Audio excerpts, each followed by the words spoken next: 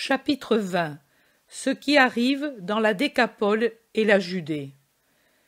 La nouvelle que Jésus est à Éphraïm, peut-être parce que les habitants eux-mêmes s'en sont vantés ou pour d'autres motifs que j'ignore, doit s'être répandue, car désormais nombreux sont ceux qui viennent chercher Jésus, des malades pour la plupart, des affligés et aussi des gens désireux de le voir.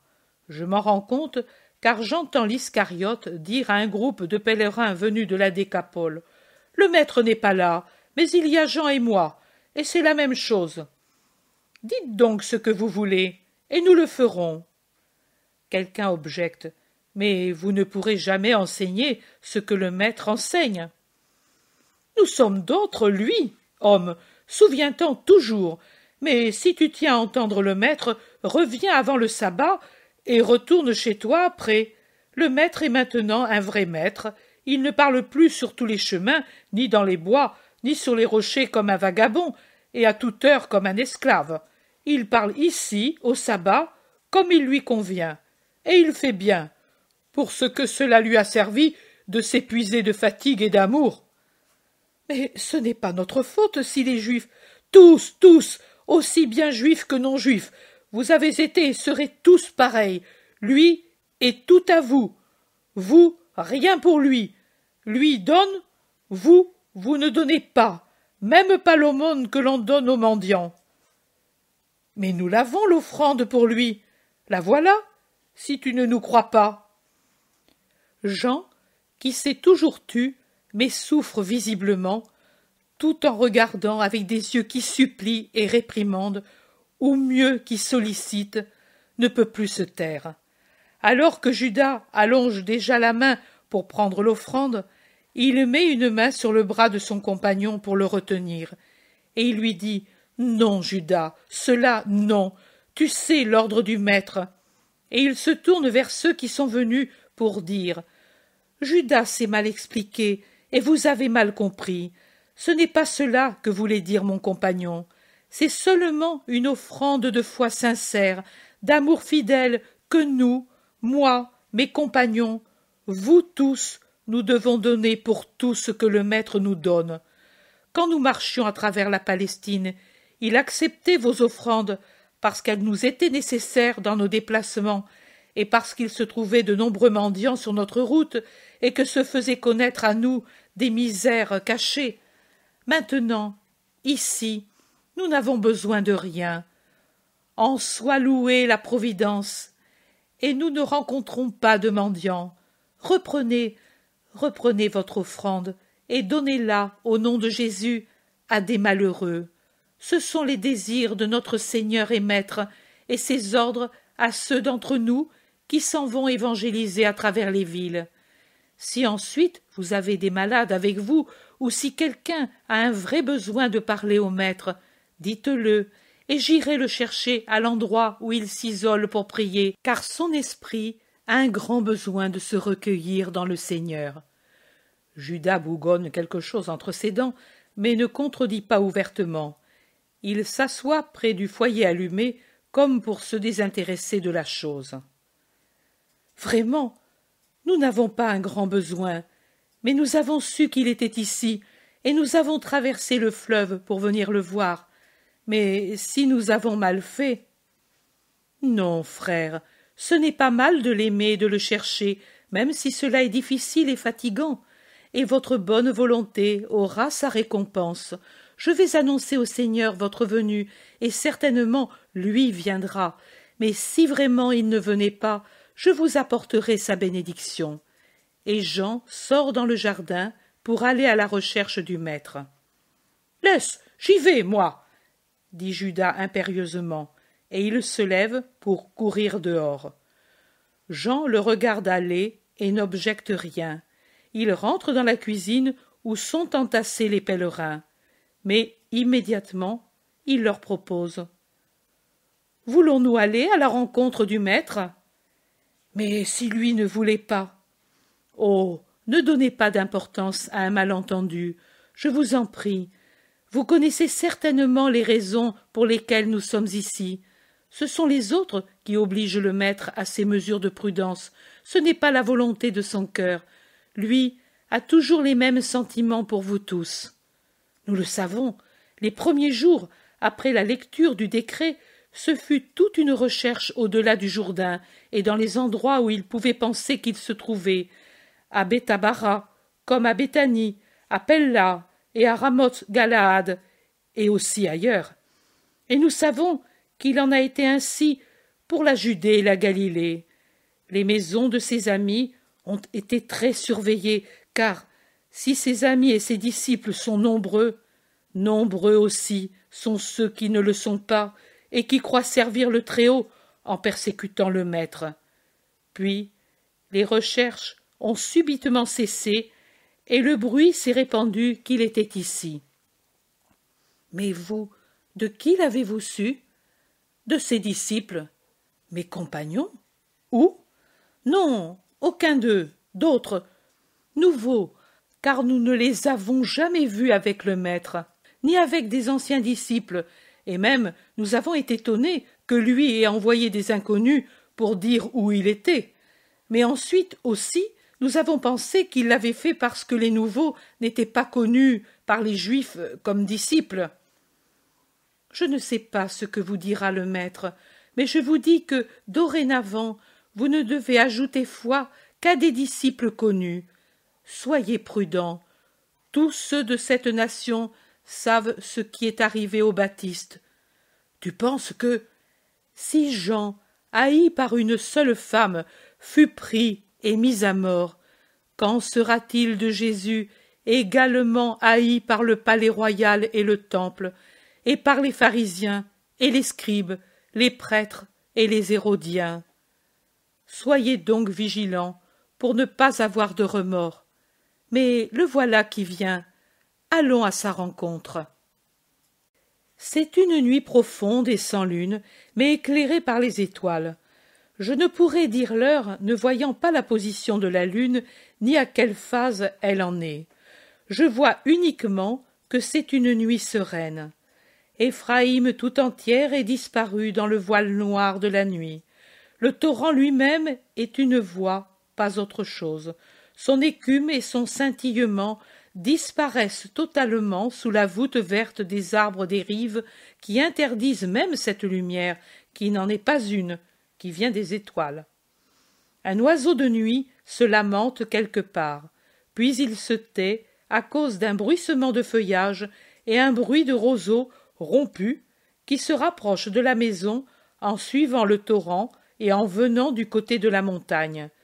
Puis une forme élancée et robuste émerge de la rive sur le sentier qui monte vers la maison. Elle s'arrête un moment, comme pour s'orienter. Elle rase le mur en tâtant avec les mains. Elle trouve la porte, les fleurs et la dépasse, tourne toujours en tâtonnant au coin de la maison, jusqu'à rejoindre l'entrée du jardin. Le visiteur nocturne laissé l'ouvre, la pousse, entre.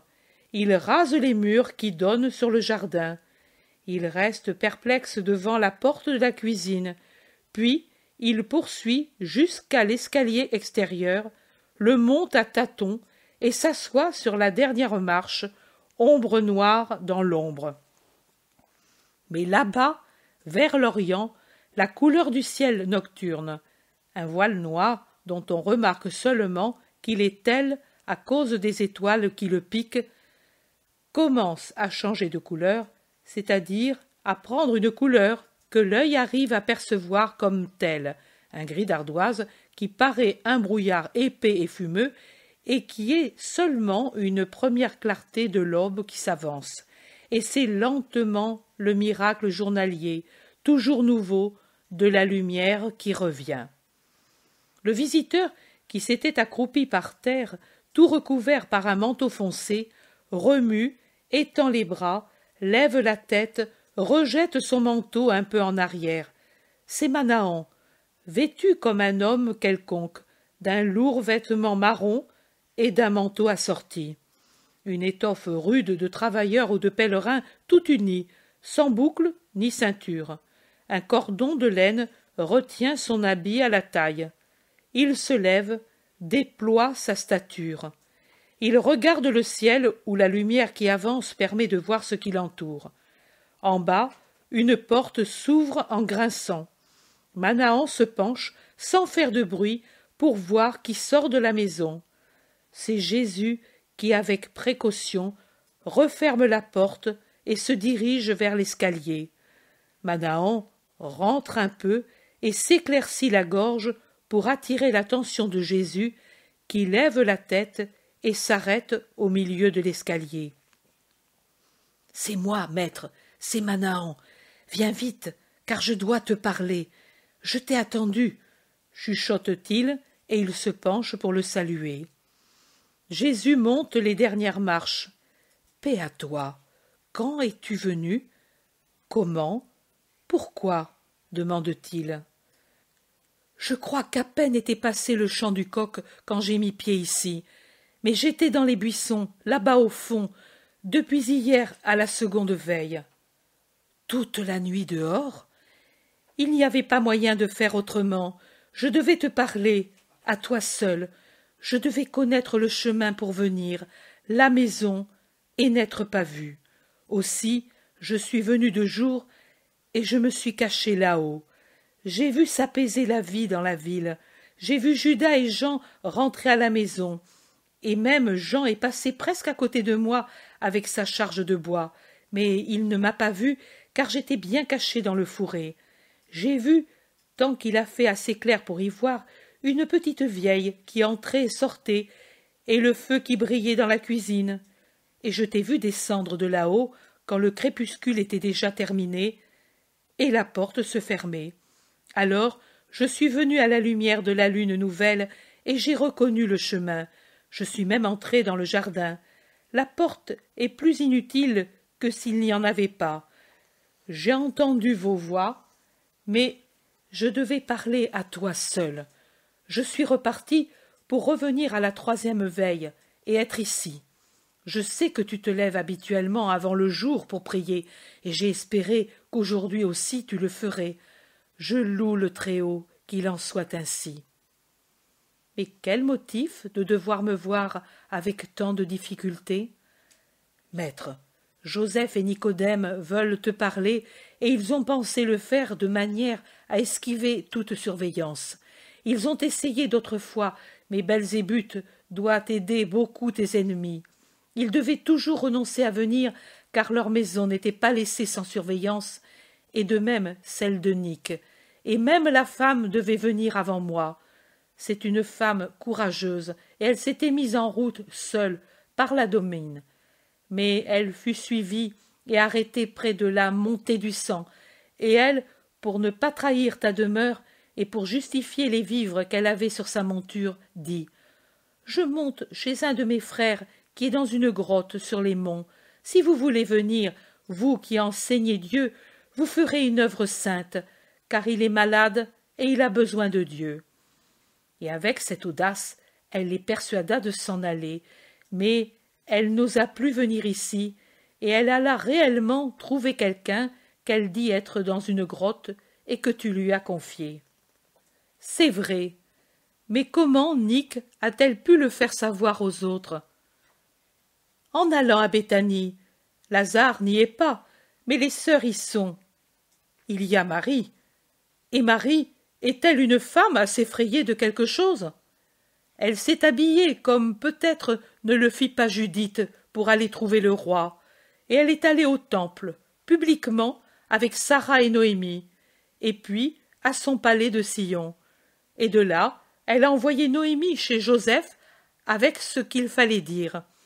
Et pendant qu'astucieusement les Juifs allaient chez elle ou envoyaient des gens pour lui rendre honneur, la petite vieille Noémie, en habit négligé, allait à Bézéta chez l'ancien.